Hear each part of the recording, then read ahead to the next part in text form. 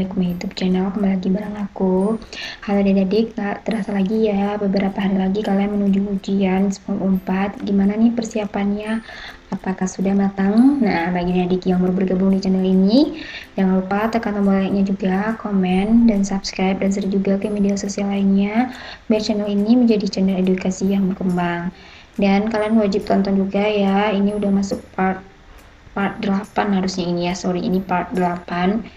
Kalian bisa cek dari part 1 sampai part 7 juga, dan soal-soal tahun sebelumnya.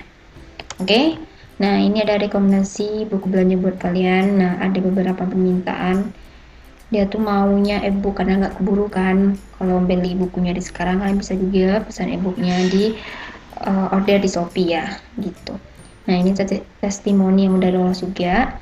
Nah, beberapa kisi-kisi TKB ini ada totalnya 130 soal dengan waktu 100 menit ya. Kalian wajib bisa handle waktunya juga ya kalau mau melakukan tesnya nanti. Nah, kita bahas soal yang pertama.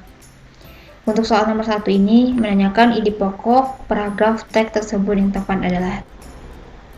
Kita baca dulu. Semburan air, lumpur, dan gas baru keluar dari halaman belakang rumah salah seorang penduduk desa Mindi, Kecamatan Porong, Kabupaten Sidoarjo.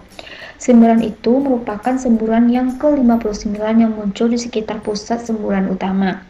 Jadi dia membahas tentang semburan ya. Menurut seorang ahli dari leader tim Vergaco, perusahaan yang mengawasi gas-gas berbahaya di sekitar semburan itu sama dengan 58 semburan liar sebelumnya. Semburan liar itu juga tidak berbahaya dan tidak akan membesar. Jika dibiarkan, semburan itu akan mengecil sendiri. Namun untuk menutup semburan, hari ini akan dimasukkan 100 kg semen ke dalam lubang asal semburan. Nah, ide pokoknya di sini menurut kalian yang mana lebih tepat? A. Munculnya 59 semburan liar. Nah, ini bukan pokok pembicaraan, tapi ini merupakan semburan yang ke-59 gitu ya. Bukan munculnya 59, kalau 59 itu kan banyak kali itu ya. Jadi ini bukan ya. Kemudian option B, pendapat tentang semburan liar. Nah, ini juga bisa.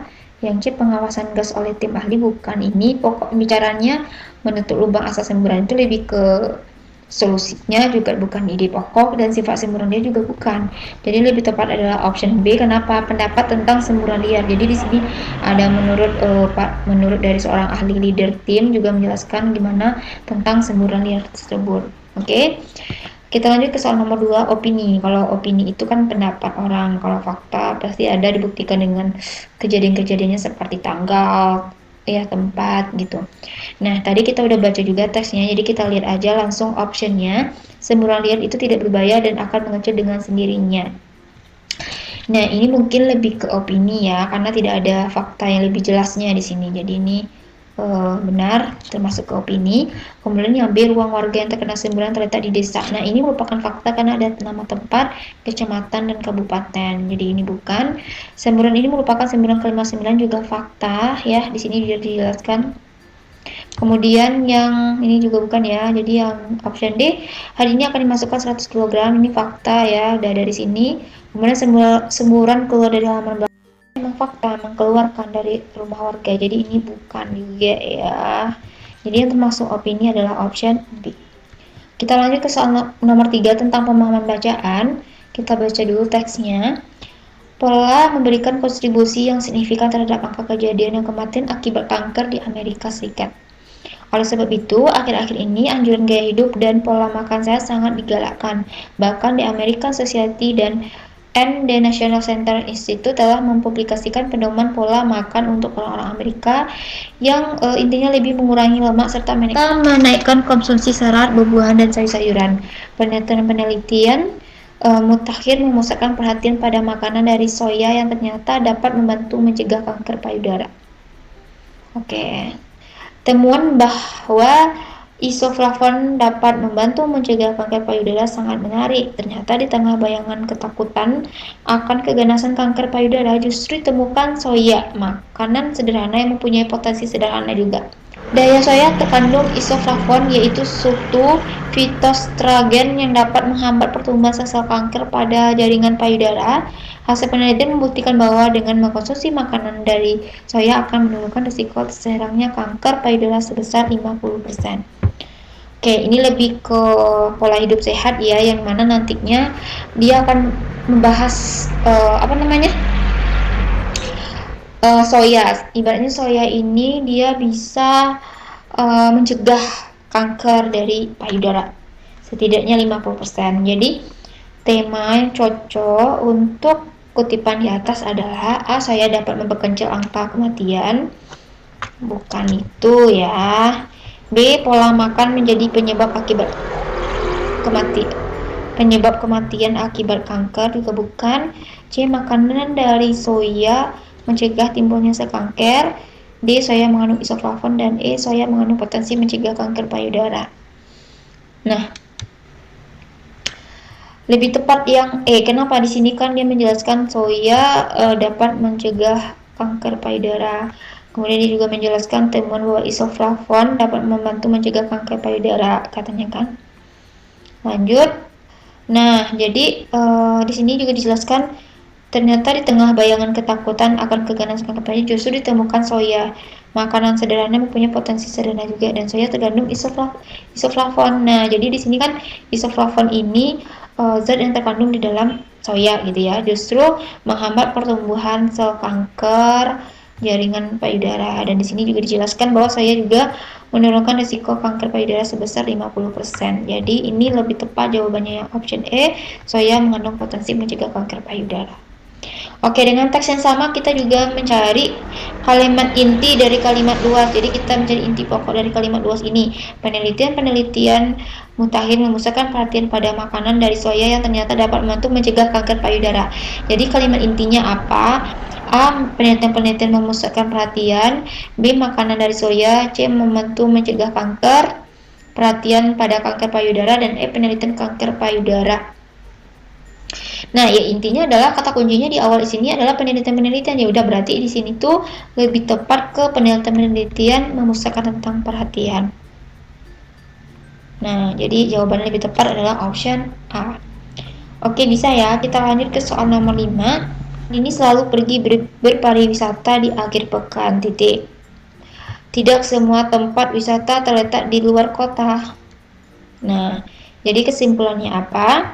Andini selalu pergi berwisata di luar kota. Andini tidak suka berwisata ke luar kota. Kadangkala Andini berwisata di dalam kota, dan kadangkala Andini tidak berwisata di akhir pekan, dan tempat wisata lebih banyak terdapat di dalam. Nah, menurut kalian lebih tepatnya apa?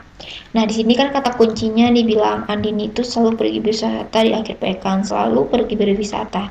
Dan di kalimat kedua, tidak semua tempat wisata terletak. Artinya tempat wisata itu ada yang di dalam kota. Nah, berarti jawaban lebih tepat adalah option C. Kadangkala si Andini ini berwisata di dalam kota. Bisa? Kita lanjut ke soal nomor 6. Semua kuda tidak bertanduk. Harimau tidak berkembang biak. Jadi tidak ada hubungannya ya. Berarti ini soalnya tidak dapat ditarik kesimpulan. Karena konteksnya dari kalimat 1 udah beda, kalimat kedua juga udah beda. Oke, kita lanjut ke soal nomor 7. Jika pertanyaan semua dosen adalah sarjana salah, maka jadinya gimana dong? Jadi sementara dosen adalah sarjana. Oke. Jadi yang benar yang ini ya, sementara dosen adalah sarjana. Kita lanjut ke soal nomor 8. Semua supervisor berhak bertindak sebagai pengawas. Benar, maka menurut kalian jawabannya lebih tepat yang mana? Sementara supervisor bertindak sebagai pengawas. Bukan. Sementara pengawas bukan supervisor. Juga bukan. Semua supervisor bertindak sebagai pengawas juga bukan. Tidak ada supervisor yang bukan pengawas. Jadi jawabannya lebih tepat tidak dapat ditarik kesimpulan ya.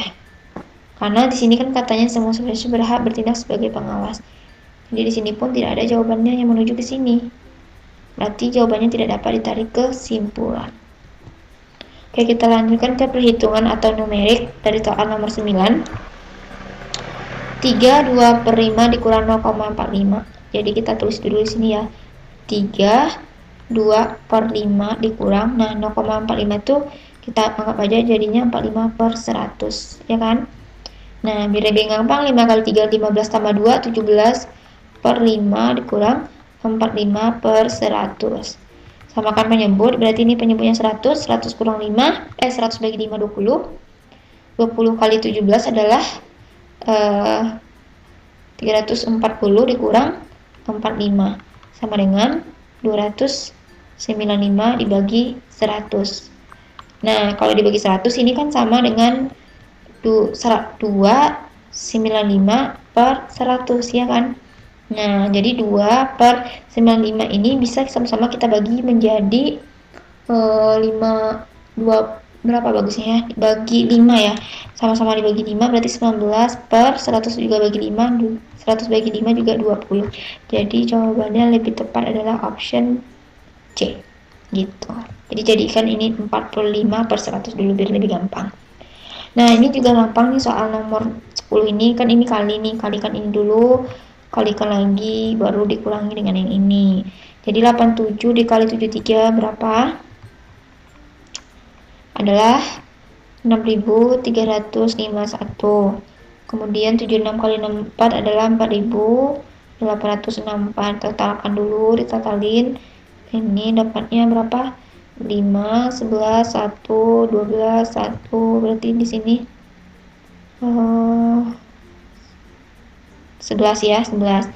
Lalu 65 kali 55 itu adalah 3.575. Kalau dikurangi dapatnya 7.640. Jadi jawabannya adalah option D. Oke, nomor 11, 1 adalah berapa persen dari 125? Berarti 1 di sini aja lah ya, di bawah.